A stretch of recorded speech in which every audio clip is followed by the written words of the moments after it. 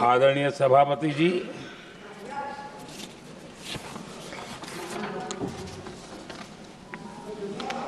समस्या की पहचान करना एक बात है, लेकिन अगर जिम्मेवारी है तो समस्या की पहचान कर करके छूट नहीं सकते। उसके समाधान के लिए समर्पित भाव से प्रयास करना होता है। हमने देखा है और पिछले 10 साल के हमारे काम को देखा होगा और राष्ट्रपति जी के हमारा प्रयास समस्या की समाधान का रहता है और हम समर्पित भाव से प्रयास करते हैं। आदरणीय सभापति जी, हमारे देश में एक प्रधानमंत्री हुआ करते थे।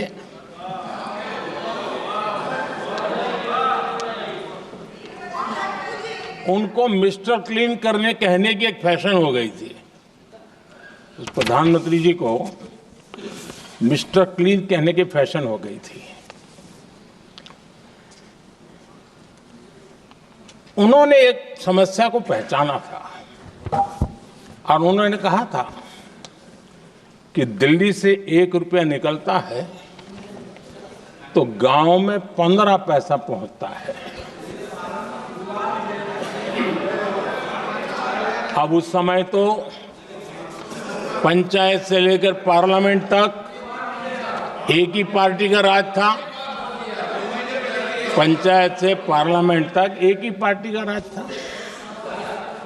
और उस समय उन्होंने सार्वजनिक रूप से कहा था कि 1 रुपया निकलता है 15 पैसा पहुंचता है। बहुत गजब की हाथ सफाई थी।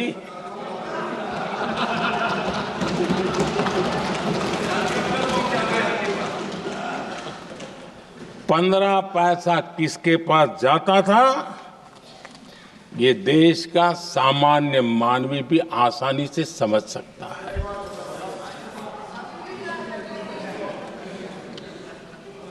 आदरणीय सभापति जी, देश ने हमें अवसर दिया, हमने समाधान खोजने का प्रयास किया।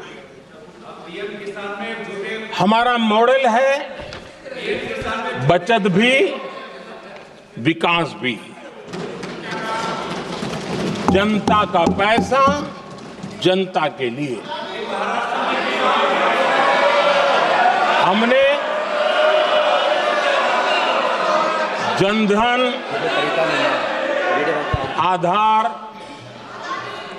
मोबाइल की जेम ट्रिनिटी बनाई और डीबीटी से डायरेक्ट बेनिफिट ट्रांसफर ये देना शुरू किया। आदरणीय सभापति जी, हमारे कार्यकाल में हमने 40 लाख करोड़ रुपया सीधा जनता जनार्दन के खाते में जमा किया। आदरणीय सभापति जी, इस देश का दुर्भाग्य देखिए, सरकारें कैसी चलाई गई, किसके लिए चलाई गई। माननीय सदस्य, मैं सबसे आपसे आग्रह कर रहा हूं, आप सदन की गरिमा बनाए रखें। बैठे बैठे कोई माननीय सदस्य टिप्पणी नहीं करे, उचित नहीं है। ये गलत तरीका है आपका। ये सदन की मर्यादा नहीं है आपकी। आप प्रोटेक्ट करना चाहते हो उनको इस तरीके से, गलत तरीका, ये गलत तरीका है। आप बैठे बैठे टिप्पणी करना चाहते हैं।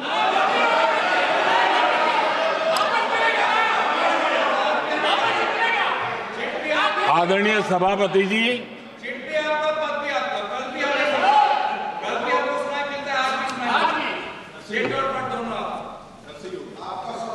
जब ज्यादा बुखार चढ़ जाता है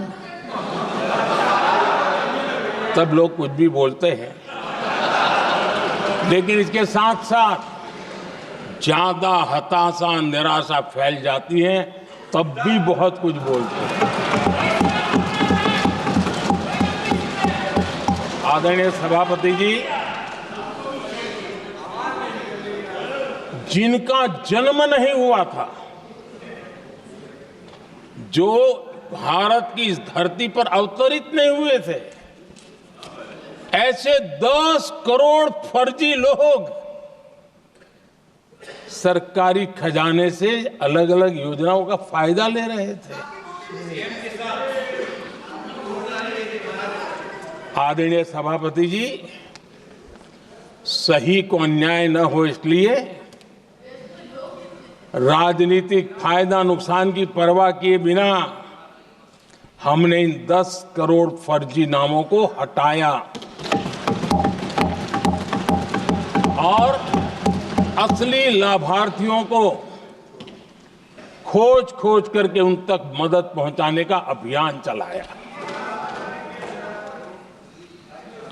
आदरणीय सभापति जी, ये 10 करोड़ फर्जी लोग जब हटे और भिन्न भिन्न योजनाओं का हिसाब लगाएं तो करीब करीब 3 लाख करोड़ रुपया गलत हाथों से जाने से बच गए।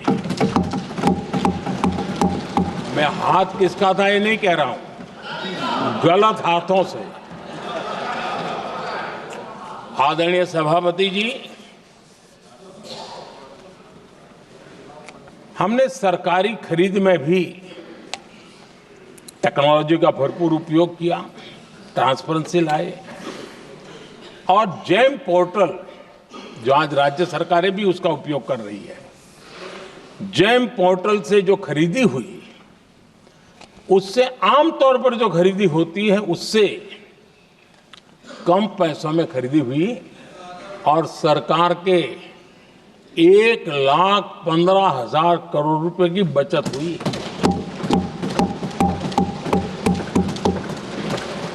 आदरणीय सभापति जी, हमारी स्वच्छता अभियान का बहुत मजाक उड़ाया गया, ऐसा जैसे हमने कोई पाप कर दिया, कोई गलती कर दी, न जाने क्या क्या कहा जाता था। लेकिन आज मुझे संतोष से कहना है कि इन सफाई के कारण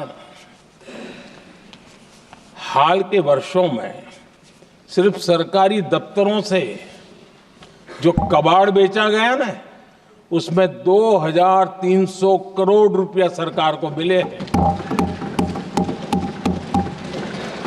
महात्मा गांधी ट्रस्टीशिप के सिद्धांत की बात करते थे। वो कहते थे कि हम ट्रस्टी हैं, ये संपत्ति जनता जनार्दन की है और इसलिए हम पाई पाई को एक ट्रस्टीशिप के सिद्धांत के आधार पर बचाने की और सही जगह पे उपयोग करने का प्रयास करते हैं। और तब जाकर के स्वच्छता अभियान से कबाड़ बेचकर 2,300 करोड़ रुपया देश की सरकार के खजाने में आ रहा है।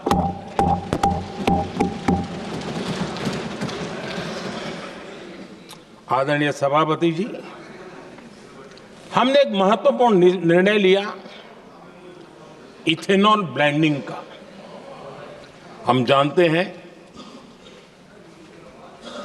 हम एनर्जी इंडिपेंडेंट नहीं है, हमें बाहर से लाना पड़ता है। जब इथेनॉल ब्लेंडिंग किया और हमारे पेट्रोल डीजल की आय कम हुई, उस एक निर्णय से 1 लाख करोड़ रुपए का फर्क पड़ा है। और ये पैसे करीब करीब 1 लाख करोड़ रुपया किसानों की जेब में गया।